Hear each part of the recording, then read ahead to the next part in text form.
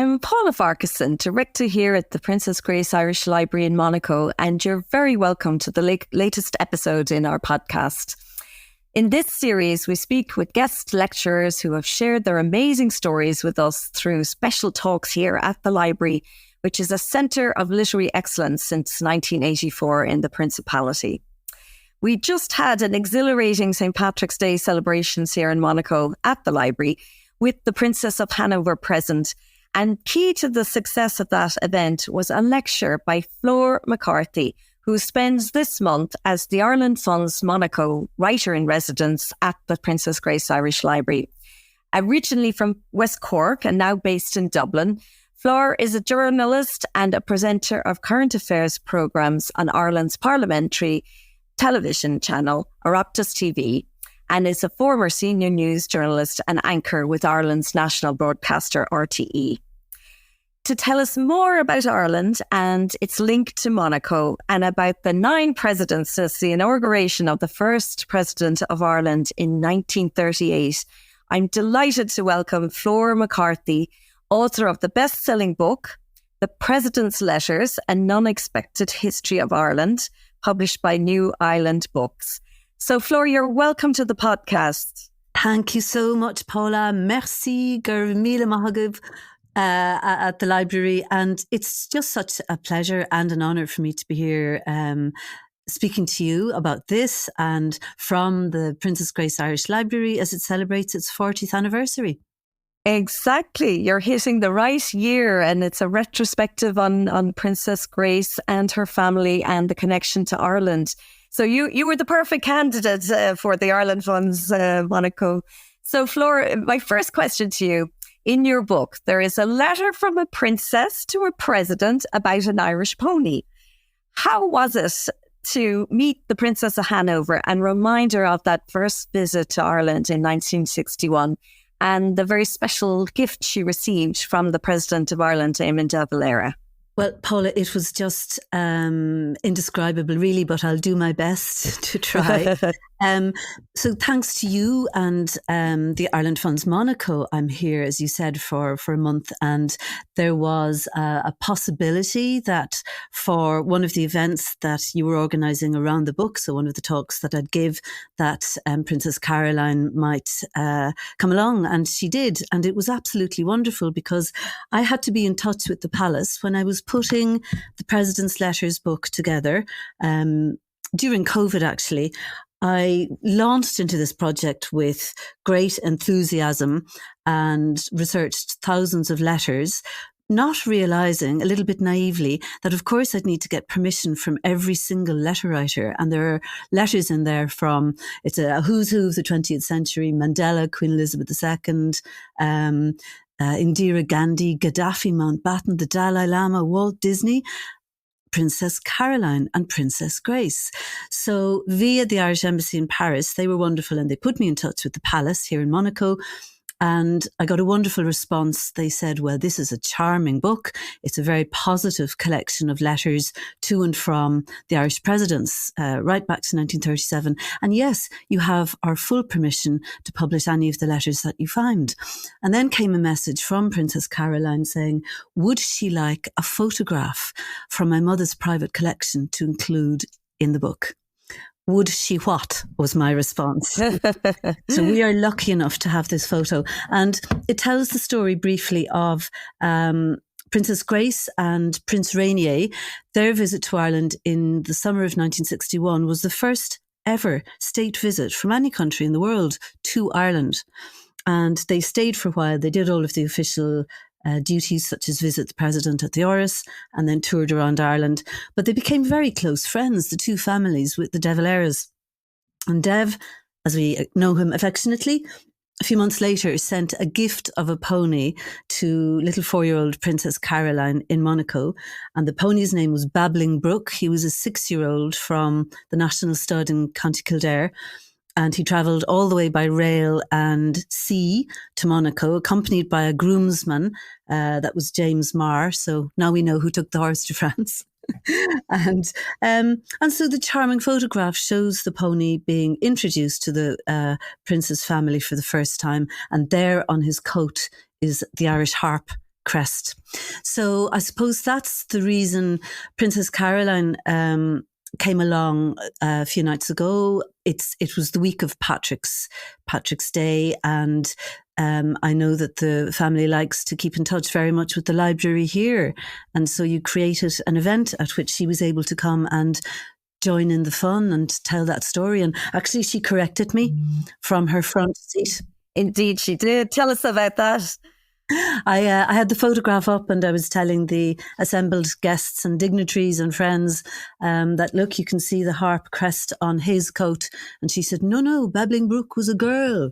It was wonderful. It was a lovely, relaxed atmosphere at the library.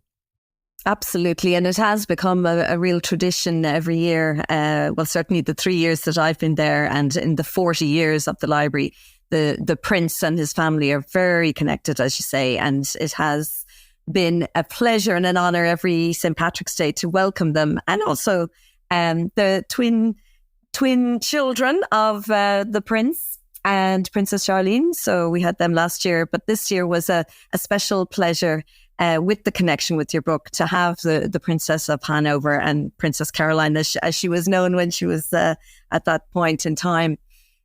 So yes, we got great reactions from the audience, etc. And you had a chance to talk with people about how you conducted the research for your best-selling book, and how the Palace in Monaco got involved.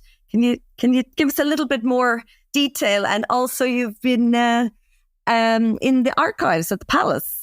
Oh, I have, Paula, and thank you so much for arranging that. That was a really special one.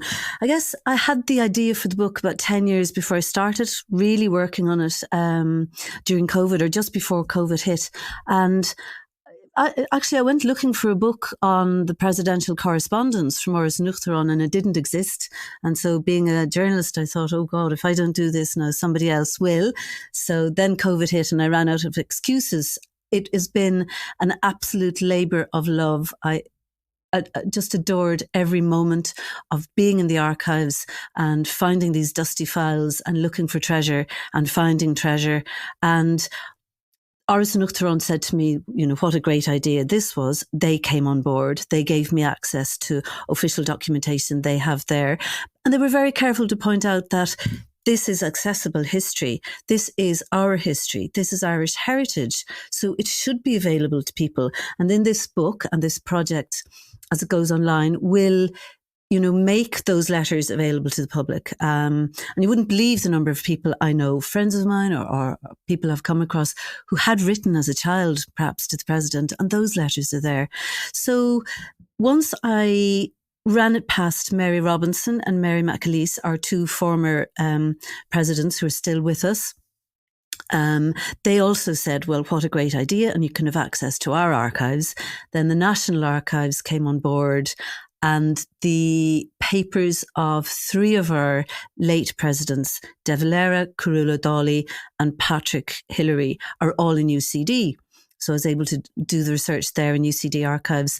So that meant I had all of the official correspondence.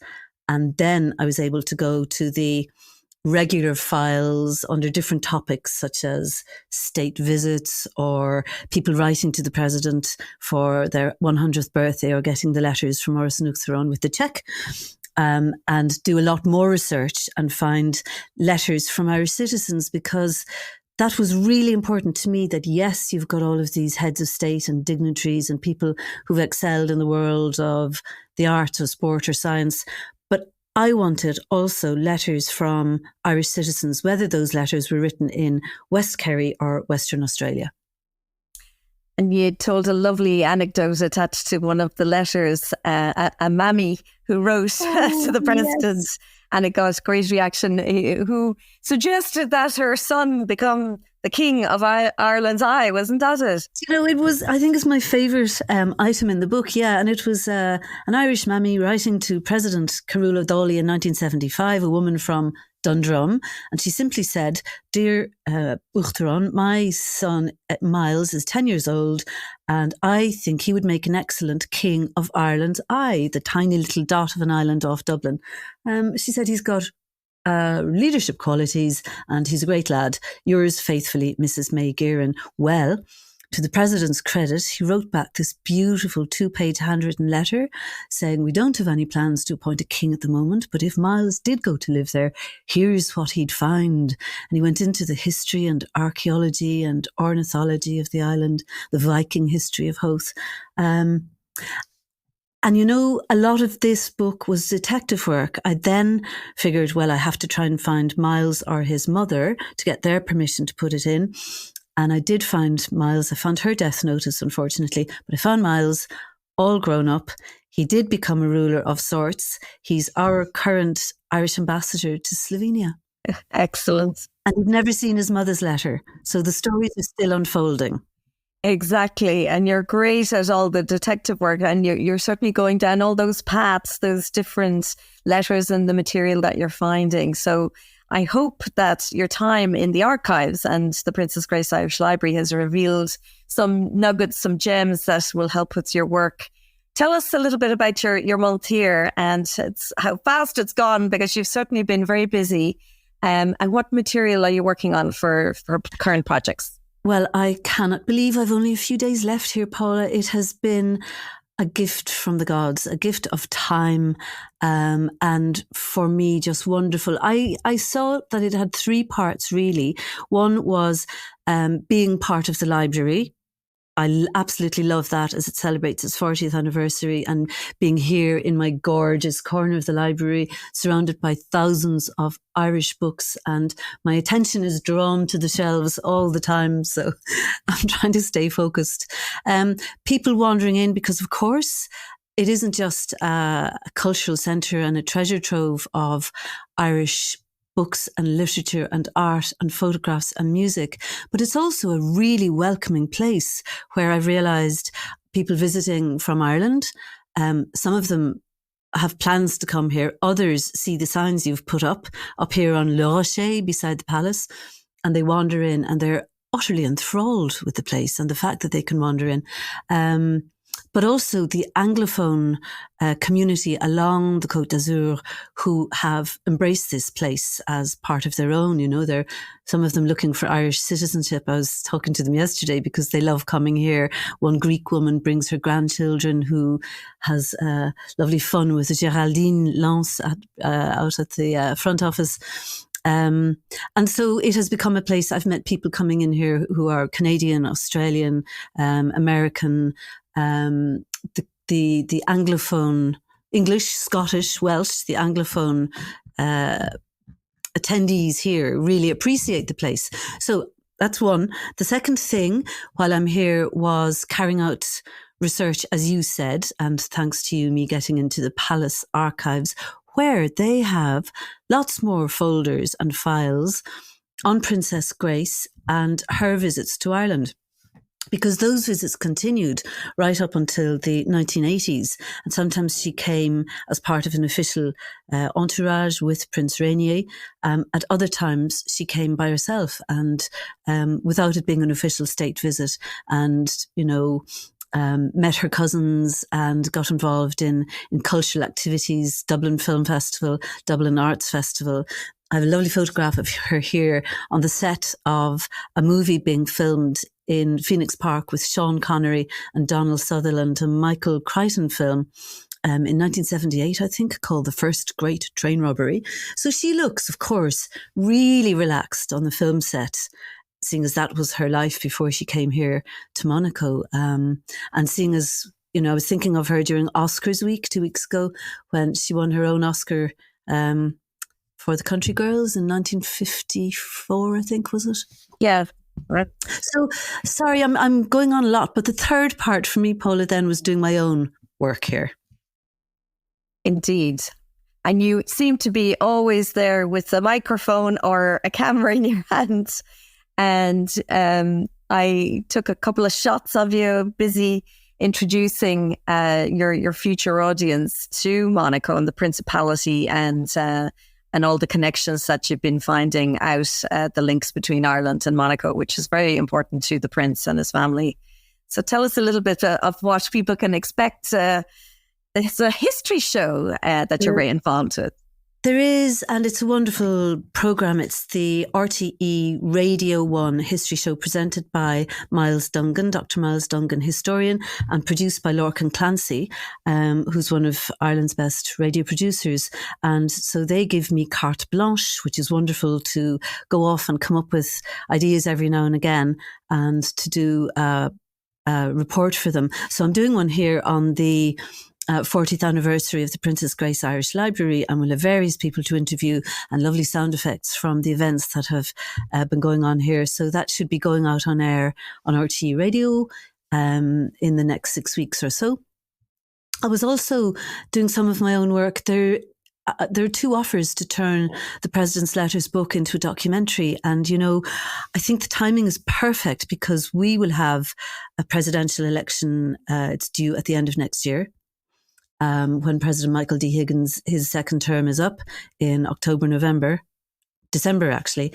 And so that documentary would give us the opportunity to hear the stories, not from me, but from the people who wrote the letters or received the letters. So that would be really nice. Lots of letters in the book from children who are now grown up. Maybe they wrote them, 30 or 40 or 50 years ago.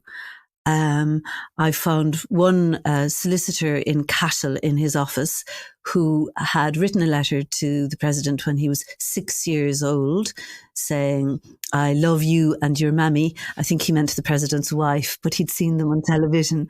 And that turned out to be Vicky Phelan's solicitor, Cian O'Carroll. So all sorts of detective work, and it would be lovely, one lovely opportunity to hear the stories from those people. And then I'm working on a history podcast around West Cork and a political podcast as well. Yeah, very busy. Well, as you said, the first day when we walked out of the archives from the palace, that there's more than one book that you had planned. There's 10 books ahead of you. So it really does sound like you got a lot in motion there.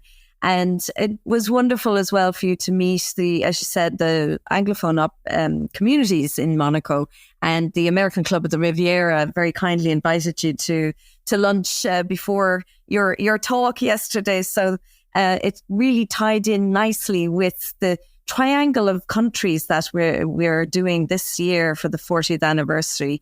The 3 countries that were so dear to Princess Grace, where her birthplace, Philadelphia, and where her grandfather, John Henry Kelly, was born in Mayo, and of course Monaco, her adopted country. So we really do hope we'll have you back again, Flor, certainly when your next book is published. So I want to really thank you, Flor. It's been a fascinating journey across the 9 presidents of Ireland, and you haven't had time to get into the detail of that, but our audience here in Monaco certainly got to hear about that and the background of the letter from a princess to a president about an Irish pony. But I do encourage people to buy your book because there's fascinating stories. So we'll include a link in the description of the podcast here. So I'll leave you a last words there. Thank you so much at the library here, and to Monaco Ireland Funds, the Ireland Funds Monaco, and Sheila Jackson in particular. The time has flown. I leave with some really excellent research done on my next projects, several brilliant professional contacts, lovely new friends, and a head full of memories to treasure. I've loved every minute of it. Thank you so much.